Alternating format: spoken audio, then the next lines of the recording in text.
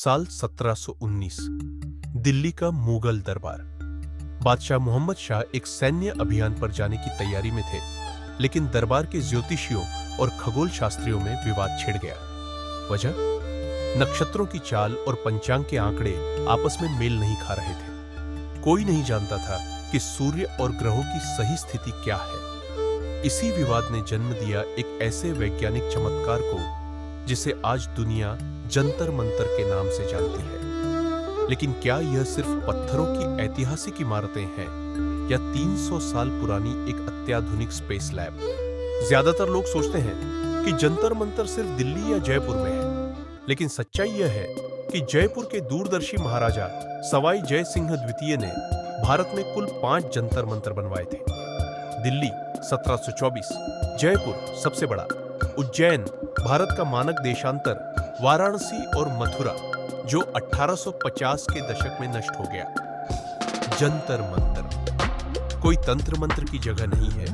यह संस्कृत के शब्द यंत्र यानी उपकरण और मंत्र यानी गणना से बना है। इसका सीधा मतलब है अंतरिक्ष की गणना करने वाला उपकरण। अब आता है सबसे बड़ा सवाल। जब 18वीं सदी में यूरोप में दूरबीन, टेलीस्कोप और धातु के उपकरण आ चुके थे, तो महाराजा जय सिंह ने पत्थरों और चूने की इतनी विशाल इमारतें क्यों बनाई? इसके पीछे 2 गहरे वैज्ञानिक कारण थे।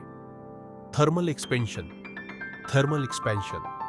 पीतल और लोहे के उपकरण सर्दी और गर्मी में सिकुड़ते और फैलते हैं, जिससे खगोलीय माप में गलती हो जाती थी। सटीकता का आकार। पत्थर मौसम से प्रभावित नहीं होते। महाराजा का नियम स्पष्ट था, उपकरण जितना बड़ा होगा, माप उतनी ही बारीक होगी। जयपुर का बृहद सम्राट यंत्र 27 मीटर 90 फीट ऊंचा है। यह दुनिया की सबसे बड़ी पत्थर की धूप घड़ी है, जो 2 सेकंड की सटीकता के साथ स्थानीय सूर्य समय बताती है। जंतर मंतर का सबसे रहस्यमयी उपकरण है जय प्रकाश यंत्र। यह 2 गोल कटोरों जैसा दिखता है, जो आसमान का उल्टा नक्शा दिखाते हैं, लेकिन इसका असली सच कम ही लोग जानते हैं। इसमें संगमरमर की पट्टियों के बीच में खाली रास्ते छोड़े गए हैं। क्यों?